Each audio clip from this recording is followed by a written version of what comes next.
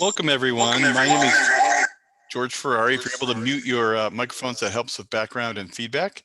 My name is George Ferrari. I serve as CEO of your community foundation. This is Let's Talk Summer Camps on May 4th. We're very happy and excited to have Kate Shanks Booth from the Tompkins County Youth Services Department to be with us today. Let's Talk are a series of opportunities to learn more about what's going on in a particular sector within the mission-driven world. We have archived all the recordings on our website, and we'll do so with this event as well. To mark your calendars, June 1st, we will have a Let's Talk headed up by Megan Barber, Executive Director of the Community Arts Partnership, about arts and culture. And we're putting something together in July that'll be very special about grassroots organizations and community organizing. So we continue to provide this program on behalf of the community. And if you have ideas about speakers or particular sectors within the mission-driven world, please let us know. And we're looking forward to putting together additional Let's Talks for the remainder of 2021. So with that, I'll remind you that we do have the opportunity to ask questions here. You can put those questions in the Q&A or the chat box rather. Nancy Musici, our Chief Development Officer, is monitoring that for us. But without further ado, I will introduce to you all Kate Shanks Booth, the Director of our Tompkins County Youth Services Department, to talk about summer camps. Kate, welcome, and thank you for being with us. Thanks, George. Thank you for the invitation. I see a lot of friends, some people I don't know, so thanks for taking the opportunity to meet with us today and have this really important conversation. We have some slides that we're going to bring up to give a little bit of context. I do believe that these will be available on the website potentially after. So if it sparks a question or you want to go back, you can do that too. So as George said, I'm the director of the Tompkins County Youth Services Department, and our mission is to we invest time, resources, and funding into communities to enable all youth to thrive at school, work, and life. And so that is the mission of everything that we do here at Tompkins County Youth Services Department. A lot of times when I tell people who I am and where I work, they say, oh, you have the office down by the lake. You have the building down by the lake. And I say, no, those are our friends at the Ithaca Youth Bureau, the city's Ithaca Youth Bureau. And Liz has the best view of Cayuga Lake down there. So I am jealous of her actual office space. But I thought it was important to just sort of give you guys a brief understanding of what the Tompkins County Youth Services Department does. When we talk about our department, we think of ourselves in three separate buckets. So we look at our planning and coordination, and some of the things that we do are provide free monthly trainings to youth development professionals that are based on a variety of topics that come up as we talk with these folks, go out and visit some programs.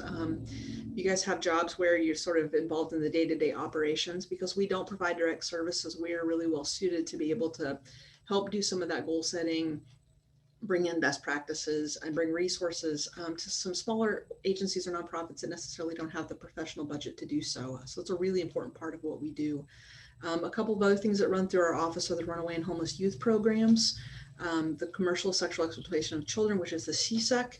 And then we host and facilitate a variety of other county-wide discussions. You might have heard of the Bullying Prevention Task Force. We were part of that. We partnered with other stakeholders in the community. And then the Tompkins County Youth Planning Task Force. This is where a lot of the conversations around summer camp and getting ready for how to handle last year and then moving into this year took place.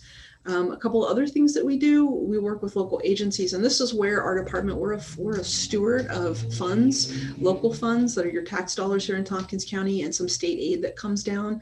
We provide funding. We are overseen by a youth advisory board that helps us delegate that funding that comes through to our particular office. We fund Ithaca Youth Bureau, the Learning Web, some programs at the Daycare Council, and then Cornell Cooperative Extension. The last piece of that is the municipal. Several of the municipalities in Tompkins counties have either a youth commission or a community council that are charged with development of youth programs that aren't necessarily rec-based, but are more life skills, provide mentoring, college exploration, career exploration, those sort of different things, depending on what the need of that specific community is. And so we provide technical assistance to those meetings that they meet monthly. And we work really close with the Rural Youth Services Department at Cornell Cooperative Extension, who have youth service managers out in those different municipalities that meet with those kids and provide different services. And so we're really active in all corners of the county, which allows us to be really well suited to talk about some of these larger things.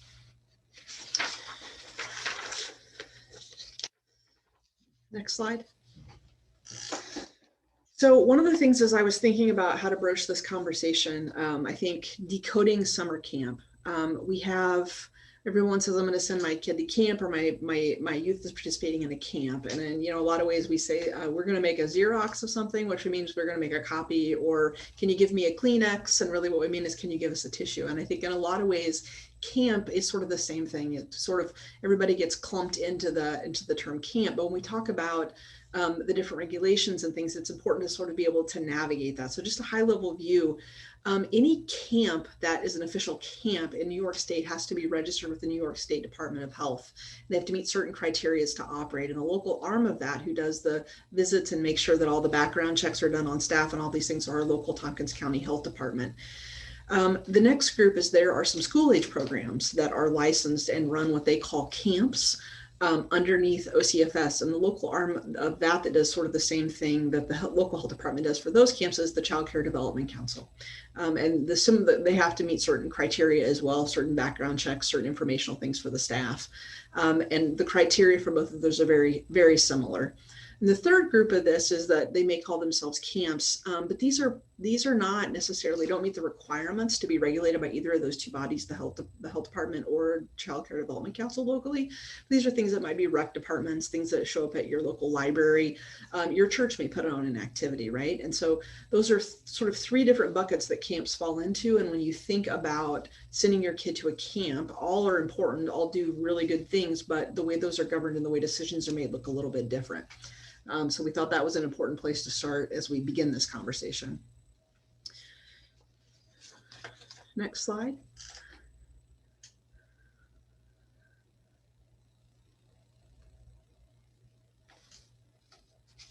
Can we move on to the next slide?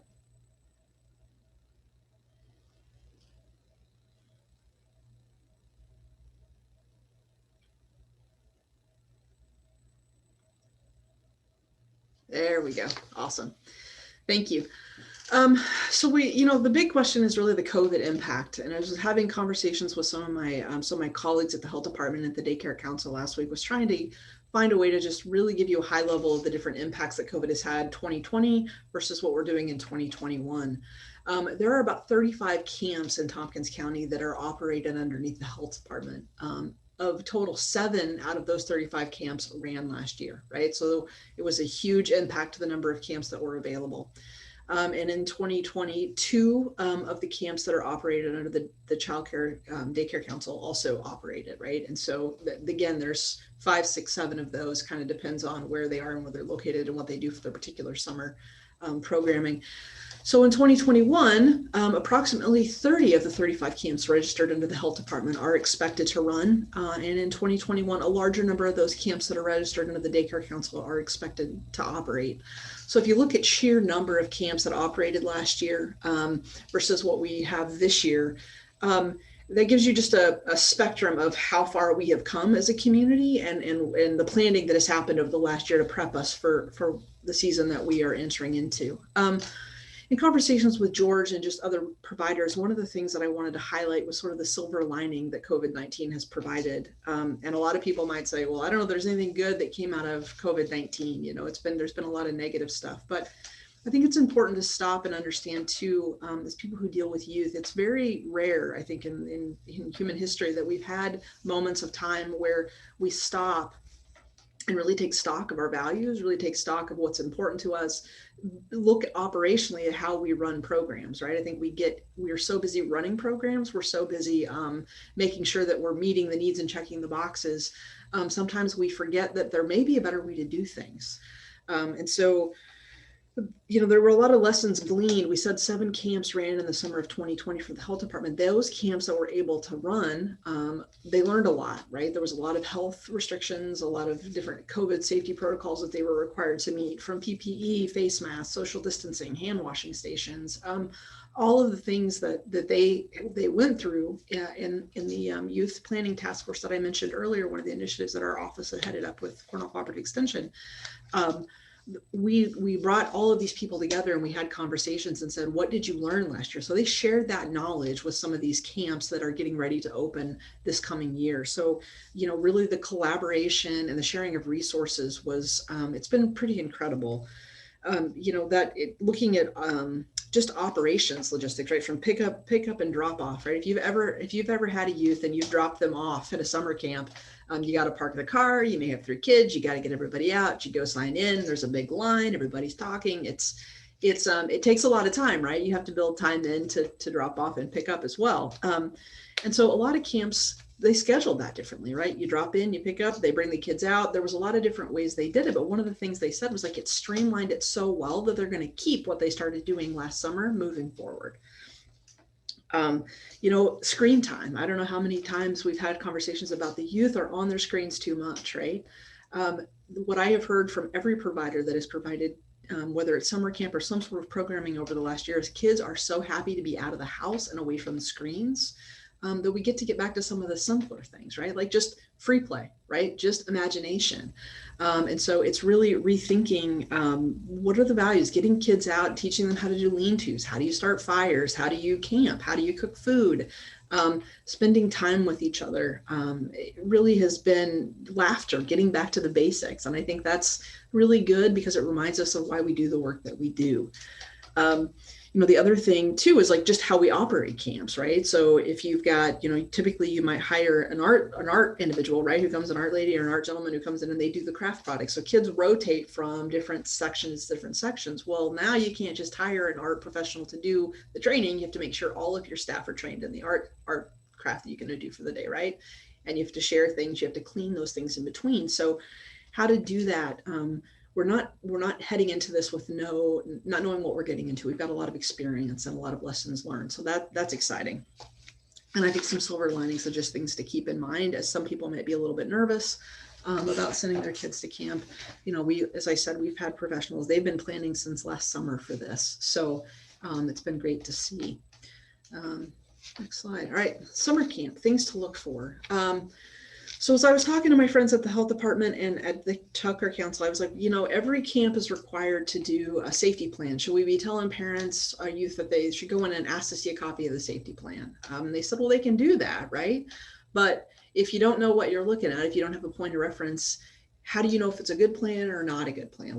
How can we be saying that this is a safe place to send my kids? It's a good place. They've done their homework. And both of the individuals I talked to said, look, the most important thing that they should be doing is conveying to the youth and their families their operations under these COVID-19 health and safety protocols, right? From when you register to when you do the drop off and pickup policies, what are their social distancing policies, what are their mask mandates, what are their pod size going to be? There should be a plethora of information available to you as you sign up so that you're educated, so you feel safe.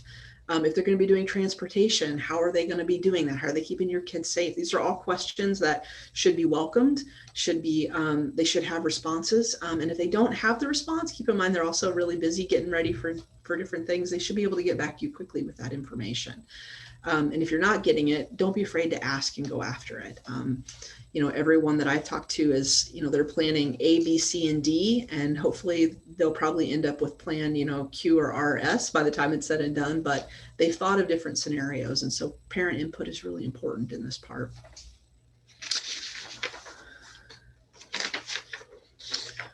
So things to know, just some basic things to know. Right now, the New York State Health Department has not released their health and safety guidelines for 2021. So as I mentioned, camps have been planning for the last year, but they're really operating under the assumptions and the guidelines that the state sent out in 2020. That involves things like social distancing, the mask mandates, hand washing stations, pod sizes. And so as the new guidelines come down in 2022, that may shift what some of that looks like, right? So keep that in mind in questions. Also keep in mind that if it is a camp, even that we've had, so the CDC may have come out with recommendations for summer camp. In the state of New York, we go by what the health department says. So there may be some confusion about which one they're looking at. It's best to reference the New York State health guidelines that come out. Because these camps, as they're planning, are operating under this 2020 guidelines, the camps this year are opening and planning to staff at 50% capacity. So if you have not registered for a camp that you would like to yet, you probably want to go ahead and do that. They are filling quickly. However, because we've seen some shifts in social distancing and the capacity, it's possible. it's possible that there may be additional sessions added to camps. When you bring staff on to camps, there's background checks, trainings they have to do, and that takes an amount of time. So the ability to add more staff by the time those programs open is probably unlikely, but adding more sessions might be something. And if you utilize the waitlist option for those camps, you'll get into those, right? And you'll be kept up to date on what those processes look like. So those were a couple of things that providers said that they wanted to make sure that you guys understood. And the biggest takeaway that I can give you guys is really just communication. It's a two-way street. Get out there, ask questions, make phone calls, check online resources. There are paper copies available, and you can make phone calls to these organizations and ask questions. That's always an option. We know not everybody has internet access. And a lot of the providers of whatever type of programming they're doing in the summer are aware of that. But your most up-to-date information will be found on online sources to look at and see, as those guidelines come down, what programs are offered, how things are operated. And again, those should be things that are being communicated to you as you get closer to the dates of camp, so that you understand what's expected of you and how your kid can be best kept safe. So that's a very sort of high level look at summer camps. Thank you for your time. I did want to give you guys some resources here. Each summer, our Tompkins County Youth Services does a summer camp guide. We have our online version. The website is available here. When you click on that website, behind the camp, it should denote 2021. If it's 2020, it is not the most current information. We have tried to go through and remove all of the old information as we get updates from camps and different things. That is a place that you can look. And I would also encourage you to go on the Ithaca Youth Bureau's website, go to the Rural Youth Services website for CCE, GAC's website, and again, call them. If you have any particular questions, remember we talked about the different sort of buckets that camps can fall into. Renee Borgella from the Tompkins County Health Department said he would be willing to answer questions. And the Child Care Development Council, Mlamagif, also put her information here. And really, they would be happy to discuss anything that you would need. If you reach out to our department, Teresa Albert is the individual that has the most connection with the summer camps and updates the information. And if she's not here or is not available, we're happy to answer questions too. So that is what I sort of have for you today, and I'll give it back to George. Great. Thank you so much, Kate. We have a bunch of questions. I'm sure Nancy's been monitoring those. To begin with, a question that I have for you as we're taking a look at those and getting those queued up for you. Can you talk about the availability and the process for those folks who may not have the financial resources to get their children to camp? What's the situation there, and how can people know more about accessing camp so we can have a greater equity and access to camping? Yeah, no, great question. Thanks for asking. A lot of camps have their own scholarships, right? And so they divert a portion of their revenues to making sure that they can offset some of that. There is also DSS, local DSS here provides subsidies for families that can qualify. And typically those needed to be done online or in person, but because DSS has relaxed some of the rules right now due to COVID, those applications can be filled out online.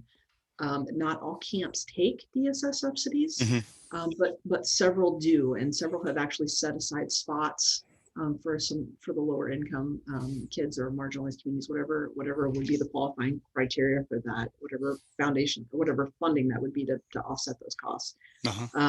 So that is there. So that's a good thing. And there's if you are, call and ask, and I will say that if you are a camp that is typically we said there were costs associated with accepting some of those DSS subsidies. So for example, every staff member has to go through an additional 5 hours of training, there are background checks and just different things.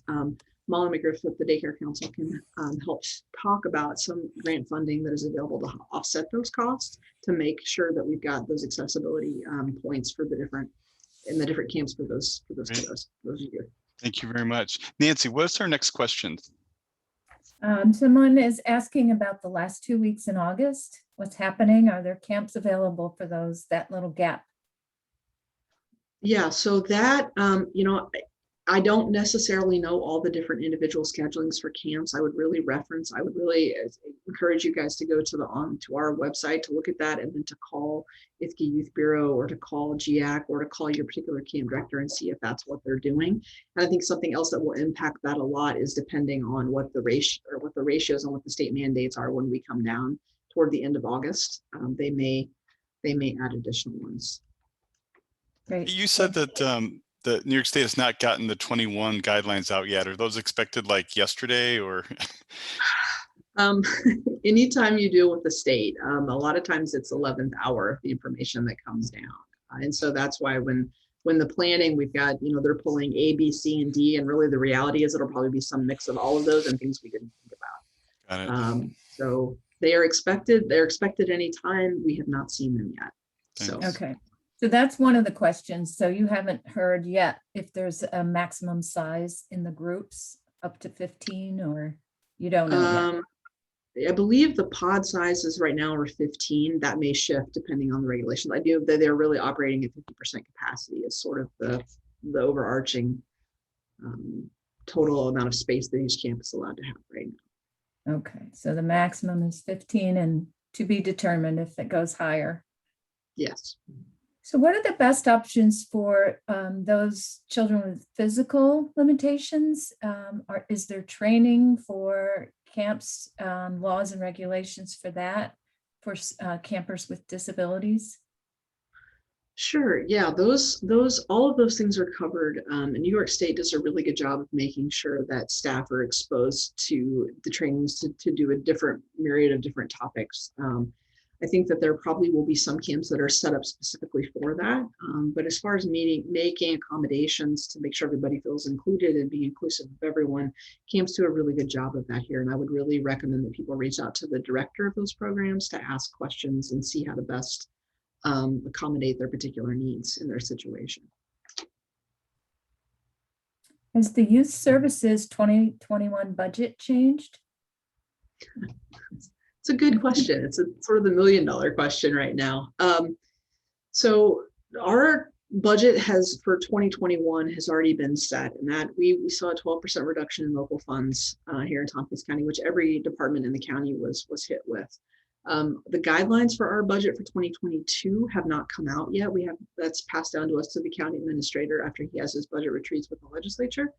At this point, I know in preliminary conversations that youth are important to our legislature. They're important. Even I think I see Liz on here. I think the city also is dedicated to making sure that youth programming is available. And I would say that with a 12% reduction, we sort of dig ourselves into a hole, and I do not anticipate that it would be economically possible to just sort of rebound out of that, right? We're not going to go to pre-COVID levels of funding, but that over the next 3 years, there will be increases. Typically, it's about a 2% increase that we see for our contracts.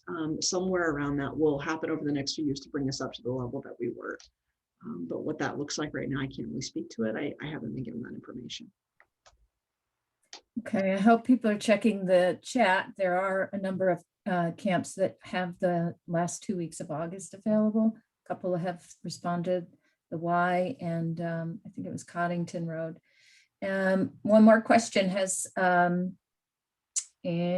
I lost it. If people are interested in registering, do they go to the health department to find out which camps are registered through the Child Development Council, through the health department? So if you're interested in which regulatory body oversees your camp, that's a question that the camp director would be able to answer for you. So that would be where you would go to find that information. If you want to register for the actual camps, they each have their own registration process that the camp director or their particular agency website would be able to help you with that. But as far as figuring out if it's the daycare counselor or the health department, or if there is just sort of, you should be expecting best practice, that is something that the person in charge, the adult in charge of the camp director or director of program should be able to answer. Great. Those are the questions, George. I think you addressed everything else. There were questions about scholarship. There were questions about who's open and what percentage of capacity. And I think we've hit them all. That's really good. Kate, what's the typical age range? From what to what are you seeing people participating in summer camps for for youth. And when youth get older than what they typically do in camp, what other programs or processes are known from your department that help engage young people that might be might have quote unquote aged out of camp, for lack of a better term? Yeah, so from pre-K all the way up until roughly, I think it's those who leave elementary school, so 11, 12 years old, you know, that is where the camp age range sort of goes, and there's all types of camps that can be available for all kinds of interests within that. When you graduate and you go into middle school, it looks a little bit different. There are some camps that do counselors in training, so CITs. I know Coddington Road does that, and some other camps. Those are typically, the good thing about those spots is that the Office of Employment Training and the YES program to the FK Youth Bureau, those are some first time job opportunities for kids or training. So there is some funding available for those.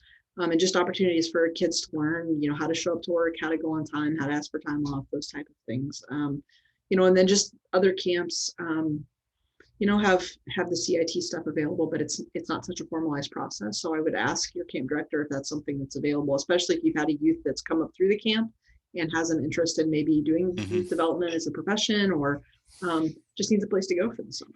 Yeah. So. And with more camps being open, there'll be more slots and opportunity jobs for counselors in training as well, as we think about the entire age range of folks that have better engagement opportunities in 21 than were available in 20. Yeah, so typically I think the 120 hours is sort of like maximum for those sponsored from the Office of Employment Training, and yes, and those look different based on how many hours they work per week, what days, what are the jobs, and it really, you know, and there's other opportunities, not just necessarily in summer camp. Also, there's different things that they can do as well, and so really it's just immersing yourself in sort of the details and figuring out which is the best fit for your kid. But there's a lot of opportunity out there. Yeah. Great. I can't see that someone maybe had their hand up. If you want to unmute and ask a question, we're just about to wrap up. That was me. Hi, Kate. Hi. Carrie from GIAC.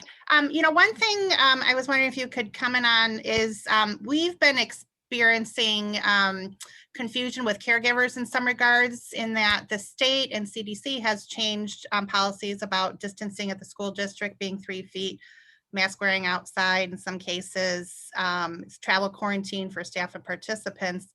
But our understanding is that OCFS has not yet updated the policies at the state level, which means that for going into summer camp 2021 right now, those are still in place. And so parents have, you know, one situation at school, and then we're a little more strict here in that we are under OCFS. Do you have any insight on that, if that might be changing soon? How others are communicating with parents about why it's different in the school level or in public time versus when your child's in? Sure. Great question, Carrie. And that goes back to sort of what we had said, that the 2021 guidelines from New York State have not come down yet. And typically what you'll see is the requirements or the guidelines for OCFS, the Office of Family and Children's Services, and the New York State Health Department are pretty similar. There may be some changes.